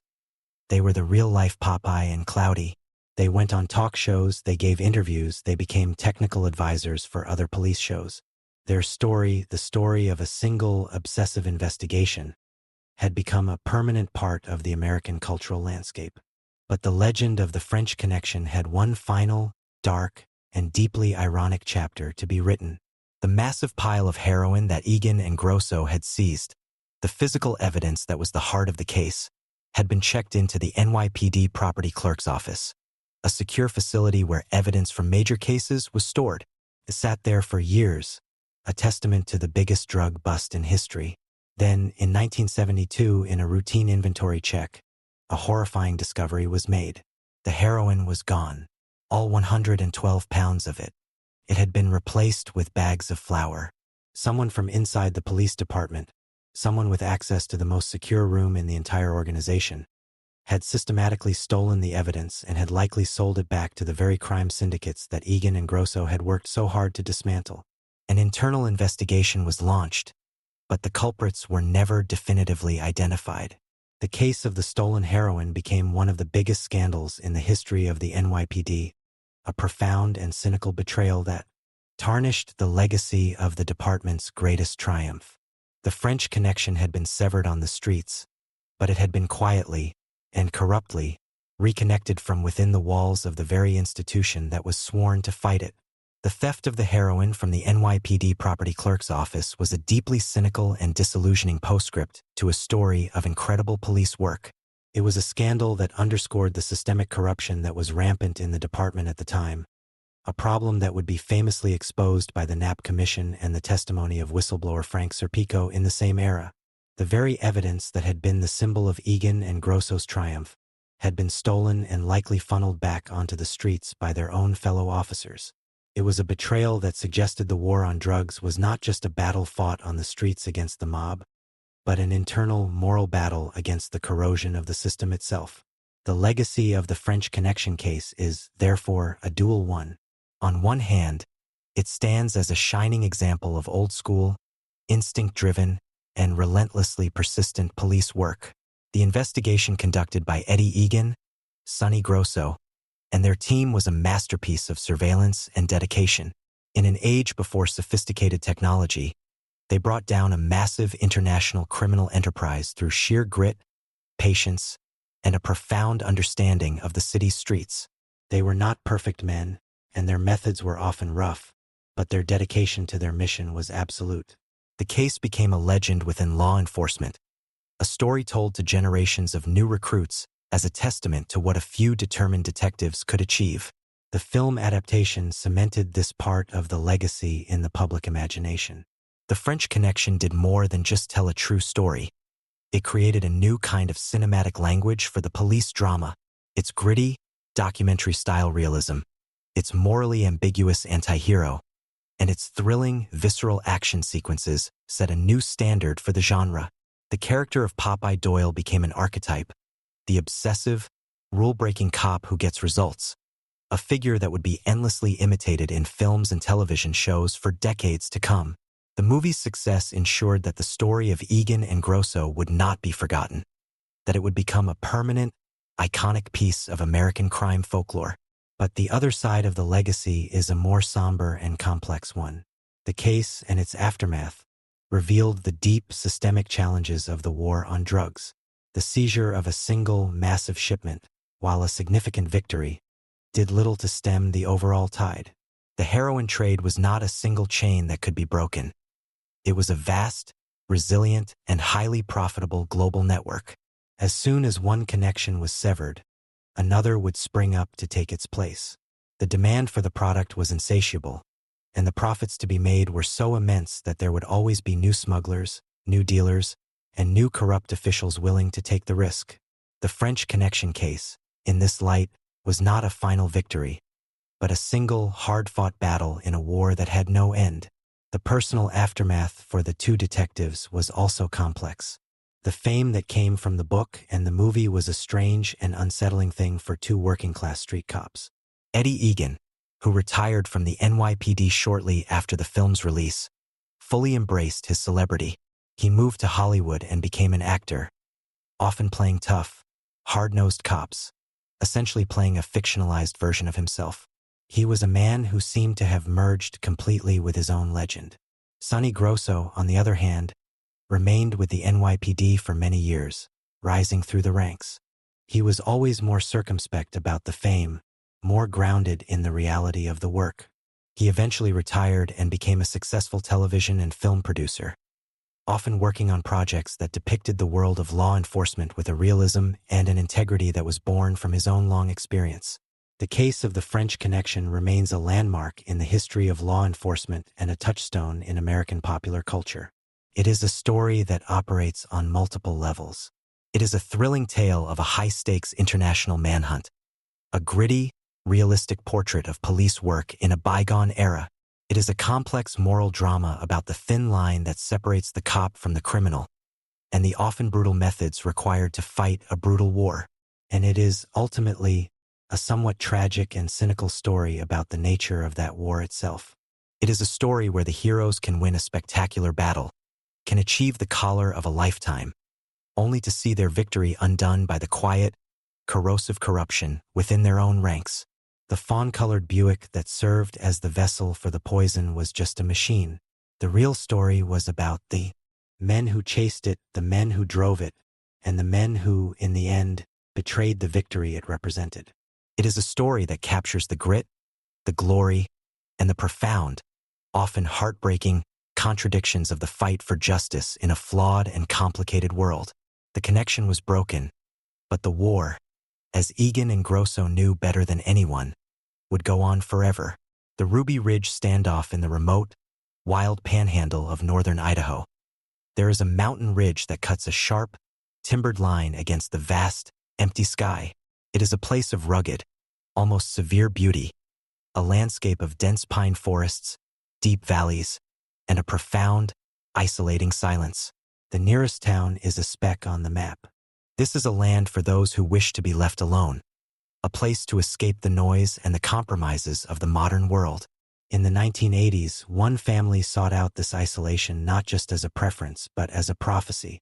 They built a small, rough-hewn cabin on this mountain, which they called Ruby Ridge, believing it would be their sanctuary, a fortress where they could wait out the coming apocalypse. But their fortress would become a tomb, and their search for separation would lead to a violent, tragic confrontation that would become a rallying cry for a generation of anti-government extremists and a permanent scar on the conscience of federal law enforcement. The patriarch of the family was a man named Randall "Randy" Weaver. He was not a simple backwoods recluse. A former Green Beret in the U.S. Army, Weaver was a skilled soldier, an expert in survival and guerrilla tactics. But after leaving the military, he had grown increasingly disillusioned with the world around him. This disillusionment was nurtured and given a powerful ideological framework by his wife, Vicky. Vicky Weaver was the true spiritual and intellectual driver of the family. A deeply religious woman, she had become convinced that the world was on the verge of an apocalyptic final judgment. Her beliefs were a unique, homespun blend of fundamentalist Christianity and white separatist ideology. She believed that the U.S. government was a corrupt, tyrannical entity, a Zionist-occupied government, or ZOG, that was secretly controlled by a cabal of international bankers and Jewish interests. She taught her family that the end was near, and that God had commanded them to separate themselves from this corrupt Babylon and find a refuge in the mountains, a place where they could defend themselves when the final, violent tribulation began. In the mid-1980s, the Weavers sold their home in Iowa and, with their 3 young daughters and infant son, moved to northern Idaho. They bought 20 acres of land on the remote Ruby Ridge and began to build their sanctuary. It was a small, plywood cabin, lacking electricity and running water, a primitive shelter against the harsh mountain winters. They lived a life of extreme self-sufficiency and isolation. The children were homeschooled by Vicky, their education centered on the Bible and her own apocalyptic theology. They hunted for their food, grew their own vegetables, and had minimal contact with the outside world. To their few neighbors, they were strange but largely harmless, a family of religious zealots who just wanted to be left alone. But in this isolated, paranoid world, their beliefs began to harden. Randy Weaver started attending meetings of the Aryan Nations, a notorious white supremacist and neo-Nazi organization based in nearby Hayden Lake. While Weaver would later claim he was not a true believer in their racist ideology, but was merely looking for people who shared his anti-government views, these associations put him squarely on the radar of federal law enforcement. The agency that first took an interest in him was the Bureau of Alcohol, Tobacco, and Firearms, ATF. The ATF, looking for a way to infiltrate the Aryan Nations, saw Weaver as a potential informant. In 1989, they sent an undercover informant to befriend him. The informant began to talk to Weaver about firearms, and eventually, he pressured Weaver into sawing off the barrels of 2 shotguns to a length that was just slightly shorter than the legal limit of 18 inches. The informant then bought the illegal weapons from Weaver for a couple $100. The ATF now had their leverage. They confronted Weaver and gave him an ultimatum. He could either cooperate with them and become an informant, using his Green Beret background to infiltrate the Aryan Nations and gather intelligence on their activities, or he would be arrested on federal firearms charges. For Randy Weaver, this was the ultimate confirmation of all of Vicky's darkest prophecies. The corrupt, tyrannical ZOG had come for him. They were not just investigating him. They were trying to entrap him, to force him to betray his own principles and become a spy for the very system they had fled. He refused to cooperate. He told the agents to leave him alone. True to their word, the ATF pursued the firearms charges. In early 1991, Randy Weaver was indicted by a federal grand jury. He was arrested and brought before a judge, where a trial date was set. But a critical and still disputed error occurred. A probation officer sent Weaver a letter incorrectly stating that his trial date was a month later than it actually was. When the real court date arrived in February 1991, Randy Weaver did not appear. The judge, unaware of the clerical error, immediately issued a bench warrant for his arrest for failure to appear. In Randy Weaver's mind, the system had proven itself to be a liar and a cheat. He retreated to his mountain fortress with his family, which now included his wife, his 3 daughters, his 14-year-old son, Samuel, and a young family friend named Kevin Harris, who shared their beliefs and had become like an adopted son. They armed themselves and vowed they would not be taken from their land. They would not surrender. They would wait for the final battle that they had always known was coming. With Weaver now officially a federal fugitive, the case was handed over from the ATF to the U.S. Marshal Service, the agency responsible for apprehending fugitives. For the next 18 months, a strange, low-intensity standoff ensued. The Marshals, wary of provoking a violent confrontation, opted for a strategy of surveillance. They set up observation posts on the surrounding mountains, conducted aerial reconnaissance, and tried to develop a psychological profile of Weaver, hoping to find a way to lure him off the mountain peacefully. But Weaver and his family were dug in. They were skilled survivalists, and their home was a highly defensible position. The long, tense waiting game began, a slow, quiet escalation of 2 opposing and utterly unshakable worldviews. On one side was the full, patient power of the United States government. On the other was a single family, armed with guns and a deep, apocalyptic faith, waiting for the end of the world on a lonely mountain ridge in Idaho. For 18 months, the standoff at Ruby Ridge was a silent, simmering war of nerves. The U.S. Marshals, frustrated in their attempts to negotiate a peaceful surrender, decided to escalate their surveillance. Their plan was to find a way to place hidden cameras closer to the Weaver cabin to gather more intelligence on the family's movements and routines. In August of 1992, they assembled a 6-man reconnaissance team, heavily armed and dressed in full camouflage gear, to move onto the Weaver property under the cover of the dense woods. On the morning of August 21, 1992, the Marshals were making their way up the mountain when their presence was detected, not by a human, but by the family's yellow Labrador retriever, Striker. The dog began to bark furiously, alerting the inhabitants of the cabin. Randy Weaver, his 14-year-old son, Samuel, and the 24-year-old family friend, Kevin Harris, grabbed their rifles and went out to investigate, following the dog down a trail into the woods. What happened next, in a clearing near a fork in the trail known as the Y, is a matter of intense and bitter dispute. According to the Marshals, the dog, Striker, bounded toward them, and they shot it in self-defense. They claimed that Samuel Weaver, just a boy, then fired his own weapon at the Marshals. According to Kevin Harris, the sole surviving witness from the Weaver side, the Marshals shot the dog without provocation. He claimed that Sammy Weaver, seeing his beloved dog killed, yelled, "You shot my dog, you son of a bitch," and fired a single shot in the air in anger, not at the Marshals. Whatever the sequence, the tragic result was the same. A furious gunfight erupted in the woods. U.S. Marshal Art Roderick fired a shot from his M16, hitting Samuel Weaver in the arm. As the boy turned to run back to the cabin, he was struck in the back by a second shot, fired by another Marshal, Larry Cooper. The bullet severed his spinal cord, and 14-year-old Samuel Weaver fell to the ground, dead.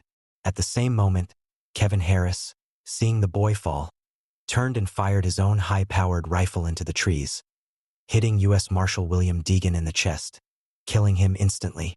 The brief, chaotic firefight was over. It had left 2 people dead, a 42-year-old father of 2 and decorated U.S. Marshal, and a 14-year-old boy. The long, cold standoff had turned hot and bloody. The surviving Marshals retreated down the mountain, carrying the body of their fallen comrade. Kevin Harris, wounded himself, managed to make his way back to the cabin, where he told Randy and Vicky what had happened. They brought Sammy's small body back from the woods and placed it in a shed, beginning a mournful, private vigil. For the Weavers, the prophecy was now complete in its most horrifying form. The forces of Babylon had come to their mountain and had murdered their son. The news of a federal agent being killed in the line of duty transformed the situation instantly. The U.S. Marshals, now in over their heads, called for backup, and the backup that arrived was overwhelming. The FBI's elite hostage rescue team, HRT, the same unit that would later lead the siege at Waco, was dispatched to Ruby Ridge. Within hours, the remote mountain was swarming with hundreds of federal agents, state and local police, and even members of the National Guard. The area was locked down. Snipers took up positions in the surrounding hills. Armored personnel carriers were brought in, their heavy tracks tearing up the quiet mountain roads. A full-scale military siege was now underway. The man in command of the FBI's tactical operation was Richard Rogers, the same commander who would later lead the HRT at Waco. The killing of a federal agent had created an atmosphere of extreme hostility and a desire for retribution. The normal FBI rules of engagement, which strictly limit when and how deadly force can be used, were controversially modified for this specific operation. The new rules of engagement stated that any armed adult male observed in the vicinity of the Weaver cabin could and should be neutralized with deadly force. It was effectively a shoot-on-sight order, a directive that would have catastrophic consequences.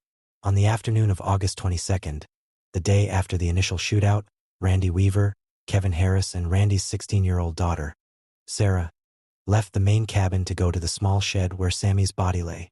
They needed to tend to him to say their goodbyes. As they stepped outside, an FBI sniper named Lon Horiuchi, positioned on a ridge more than 200 yards away, took aim His first shot hit Randy Weaver in the back, passing through his shoulder. The three of them scrambled back toward the main cabin door in a panic. As they reached the door, Randy turned to hold it open for his daughter and Kevin Harris.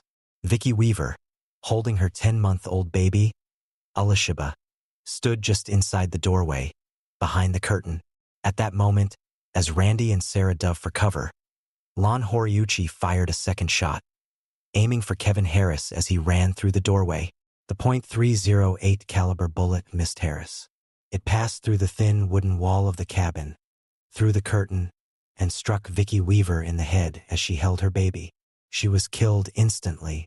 The same bullet then continued on, striking Kevin Harris in the chest and arm, severely wounding him. Inside the cabin, the scene was one of utter, unimaginable horror. Randy Weaver, wounded himself, watched his wife collapse to the floor, her blood pooling around the infant she had been holding in her arms. His son was dead in a shed, and now his wife was dead on the kitchen floor. The siege had now claimed 3 lives, and the remaining Weavers, Randy and his 3 young daughters, were trapped in their small plywood cabin with their dead mother and a seriously wounded Kevin Harris, surrounded by a federal army. For the next 10 days, a tense and bizarre standoff ensued. The FBI, unaware that Vicky was dead, used a loudspeaker to try to communicate, their messages becoming increasingly strange and taunting. They used a robot to deliver a telephone, but the Weavers refused to answer. The agents addressed Vicky directly, calling her a hateful woman and saying, "Good morning, Mrs. Weaver. We had pancakes for breakfast. What did you have?" Inside, the family huddled in terror, listening to the disembodied voices mock their dead mother. The situation was a powder keg, on the verge of becoming a full-blown massacre. But a new figure arrived on the scene, a man who would change the dynamic of the standoff. It was a retired Green Beret colonel and populist third-party presidential candidate named James Bo Gritz. Gritz was a hero in the patriot and anti-government communities, and he offered to go up the mountain as a civilian negotiator. The FBI, facing a public relations disaster, agreed. Gritz, along with Kevin Harris's own lawyer, made his way up to the cabin. He was someone Randy Weaver trusted, a fellow Green Beret. He was the first person to learn that Vicky was dead. The news, when it was relayed back to the FBI command, sent a shockwave through the operation. The shoot-on-sight order had not just neutralized a threat. It had killed an unarmed woman holding a baby. The siege had become a catastrophe, and a peaceful resolution was now the only acceptable outcome. The revelation that Vicky Weaver had been killed by an FBI sniper fundamentally altered the calculus of the Ruby Ridge standoff. The news, when it was relayed by Bo Gritz from the cabin to the command post below, was a moment of profound shock and crisis for the FBI. The aggressive, tactical posture of the hostage rescue team had resulted in the death of an unarmed woman holding a baby. The operation was now a public relations and ethical disaster of the highest order. The potential for a full-scale assault, which had been a very real possibility, was now completely off the table. The primary objective shifted from apprehending a fugitive to preventing any more bloodshed. Inside the cabin, the situation was grim. For days, Randy Weaver and his 3 surviving daughters, Sarah, Rachel, and the 10-month-old Elishaba, had been huddled in the small, dark space with the decomposing body of their mother. Kevin Harris was gravely wounded, his condition worsening by the hour. They were traumatized, grieving, and terrified, their apocalyptic beliefs seemingly confirmed in the most brutal way imaginable. Bo Gritz became the crucial intermediary, the only person who could bridge the chasm of fear and distrust between the Weaver family and the federal government. He made several trips up to the cabin, carrying messages, building a rapport with the wounded and grieving patriarch. He spoke to Randy Weaver not as a federal agent, but as a fellow soldier. He appealed to his training, his sense of duty to his surviving children, and his faith. Gritz's first priority was to get medical attention for Kevin Harris, who was in desperate need of it. After long, painstaking negotiations, on August 30th, Randy Weaver agreed to let Harris surrender. Harris, weak and in immense pain, was carefully brought out of the cabin and taken into custody, where he was immediately transported to a hospital. With Harris out, the final, most delicate phase of the negotiation began, securing the surrender of Randy Weaver and his daughters. Grits continued his work, slowly and patiently wearing down Weaver's resistance. He promised Weaver that he would be treated fairly by the legal system and that his children would be cared for. Finally, on August 31st, 11 days after the siege had begun, Randy Weaver walked out of his cabin. He was followed by his 3 daughters, who carried their mother's favorite Bible and their infant sister, Elisheba. The family, which had come to the mountain seeking sanctuary, descended from it shattered and broken. The siege at Ruby Ridge was over. The end of the standoff was the beginning of the legal and political firestorm. Randy Weaver and Kevin Harris were charged with a litany of federal crimes, including the first-degree murder of U.S. Marshal William Deegan. The case was set for trial in Boise, Idaho, and it was destined to be a landmark legal battle, a trial that would put not just the defendants on trial, but the actions of the federal government itself. The prosecution, led by the U.S. Attorney's Office, came into the trial with what they believed was a strong case.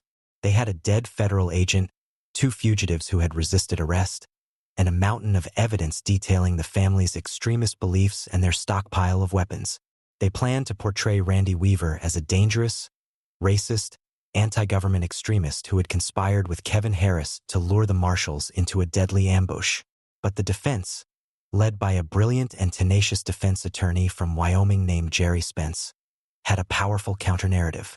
Spence was a master courtroom storyteller, a lawyer known for his folksy charm, his buckskin jacket, and his fierce advocacy for the underdog. He did not deny that his clients had possessed illegal weapons or that they had resisted arrest. Instead, he reframed the entire story. He argued that the Weavers were not the aggressors. They were the victims. Spence painted a vivid picture of a family who, whatever their strange beliefs, simply wanted to be left alone. He detailed the government's initial entrapment of Weaver in the sawed-off shotgun case, arguing that the entire chain of events was set in motion by a flawed and overzealous ATF investigation. He then focused on the events of the siege itself, particularly the killing of Sammy Weaver and Vicky Weaver. The emotional heart of the trial was the testimony of Randy Weaver's 16-year-old daughter, Sarah. In a quiet, halting voice, she described the shootout at the Y, the moment she saw her younger brother killed, and the horrifying instant when her mother was shot in the head while holding her baby sister. Her testimony was devastatingly powerful, transforming the defendants from dangerous extremists into a grieving father and a young man who had acted to defend a family under attack. Jerry Spence's cross-examination of the federal agents was relentless. He exposed the inconsistencies in the marshal's accounts of the initial shootout. Most damningly, he dismantled the credibility of the FBI and its controversial rules of engagement. He forced FBI Commander Richard Rogers to admit on the stand that the shoot-on-sight order was highly unusual and that it had led directly to Vicky Weaver's death. He showed the jury the horrific photos of Vicky's body and read the transcripts of the FBI negotiators taunting her after she was already dead. Spence argued that the government's case was a desperate attempt to cover up its own incompetence and criminal negligence. He told the jury that the real crime had not been committed by Randy Weaver and Kevin Harris, but by a federal government that had terrorized, entrapped, and ultimately murdered members of an American family. This case is about a man and a family who made the tragic mistake of believing that the Constitution of this country applies to everyone, Spence declared in his closing argument. He asked the jury not to compound the tragedy by sending an innocent man and a grieving father to prison. The trial lasted for 2 months. In July of 1993, the jury, after deliberating for nearly 3 weeks, returned its verdict. It was a stunning and almost total rebuke of the government's case. They acquitted Kevin Harris of all charges, including the murder of Marshal Deegan. They found that he had, in fact, acted in self-defense after seeing Sammy Weaver killed. They acquitted Randy Weaver of the most serious charges, including murder, conspiracy, and aiding and abetting. They found him guilty only on 2 minor counts: failure to appear for his original court date and violating the conditions of his bail. The judge sentenced him to 18 months in prison, and with credit for time already served, He was released just a few months later. The verdict was a shocking victory for the defense and a humiliating defeat for the Department of Justice. A jury of ordinary Idaho citizens had listened to the evidence and had concluded that the government, not the Weavers, was the primary aggressor. The trial was over, but the story of Ruby Ridge, and the questions it raised about the use of deadly force and the accountability of federal law enforcement, were far from settled. The acquittals of Randy Weaver and Kevin Harris were not just a legal verdict. They were a profound cultural and political moment. The outcome of the trial validated the deep-seated fears of a growing segment of the American population that was deeply suspicious of federal authority. For the burgeoning patriot and militia movements of the 1990s, Ruby Ridge was not a tragedy. It was a prophecy fulfilled, a cornerstone of their mythology. It was, in their eyes, irrefutable proof that the federal government, which they often referred to as ZOG, was a tyrannical, illegitimate force willing to murder its own citizens, including women and children, for daring to defy its will. Randy Weaver, the quiet separatist who had just wanted to be left alone, was transformed into an reluctant icon, a hero of the anti-government cause. The story of his family's stand on the mountain became a powerful rallying cry, a modern-day Alamo for those who believed they were fighting a second American Revolution. The words Ruby Ridge and Vicki Weaver became a kind of shorthand, a code for government overreach and deadly incompetence, chanted at protests and printed on bumper stickers across the country. The legacy of Ruby Ridge became inextricably and tragically linked with two other major events of the 1990s. The first was the siege at Waco, Texas, which occurred just 6 months after the standoff in Idaho. The FBI's disastrous handling of the Branch Davidian situation, culminating in the fiery deaths of nearly 80 people, was seen by many as a direct extension of the same institutional arrogance and tactical aggression that had led to the deaths of Sammy and Vicki Weaver. The two events, Waco and Ruby Ridge, became twin pillars in the narrative of a federal government run amok. This narrative, in turn, provided the direct ideological fuel for the deadliest act of domestic terrorism in American history. On April 19, 1995, the second anniversary of the Waco fire, Timothy McVeigh detonated a truck bomb outside the Alfred P. Murrah Federal Building in Oklahoma City. McVeigh was a product of the same anti-government culture that had canonized Randy Weaver. He saw his act of mass murder as a righteous act of war, a direct retaliation against the federal agencies, specifically the ATF and the FBI, that he held responsible for the murders at Ruby Ridge and Waco. The blood that was shed in the Idaho woods had, in a very real sense, fertilized the ground for the far greater tragedy that would unfold in the heartland 2 years later. In the wake of the trial and the growing public outcry, the federal government was forced into a period of painful introspection. The Department of Justice launched its own internal investigation into the actions of the FBI and the U.S. Marshals at Ruby Ridge. The resulting report, released in 1994, was a blistering critique of the agency's conduct. It condemned the shoot-on-sight rules of engagement as unconstitutional and found that the FBI sniper, Lon Horiuchi, had violated the Bureau's own deadly force policy when he fired the second, fatal shot that killed Vicki Weaver.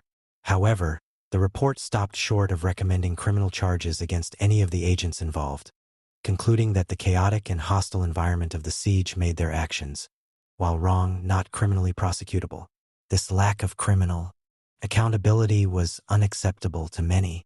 The U.S. Senate held its own series of hearings, which further exposed the flawed decision-making and the subsequent attempts to cover up the failures of the operation. In 1995, the Weaver family filed a wrongful death lawsuit against the federal government. In a rare move, the government chose to settle the case out of court, paying the 3 surviving Weaver daughters a total of $3.1 million. The settlement was not an admission of guilt, but it was a clear, tacit acknowledgement of the government's culpability in the deaths of Vicki and Samuel Weaver. Kevin Harris also received a settlement of his own. The long-term impact of Ruby Ridge on federal law enforcement was significant.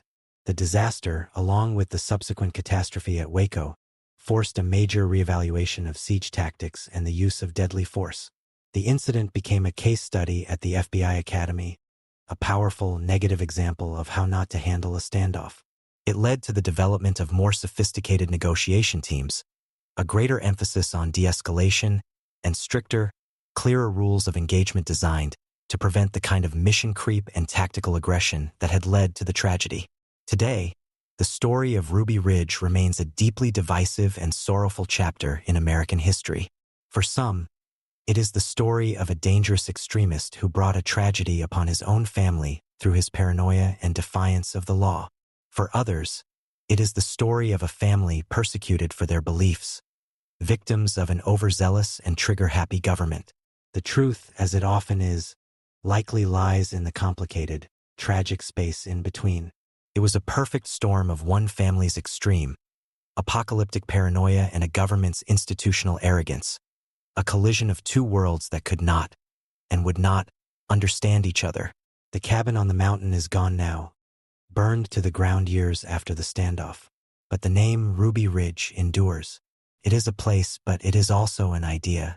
It stands as a chilling, cautionary tale about the dangers of seeing the world in black and white, of the tragic, violent consequences that can occur when communication fails, when fear hardens into dogma, and when the government, in its effort to enforce the law, loses sight of the fundamental humanity of the people it is sworn to protect. It is a story of how a small dispute over two sawed-off shotguns could spiral into a national tragedy, leaving 3 people dead on a lonely mountain and a legacy of anger and distrust that continues to echo through the American political landscape to this day.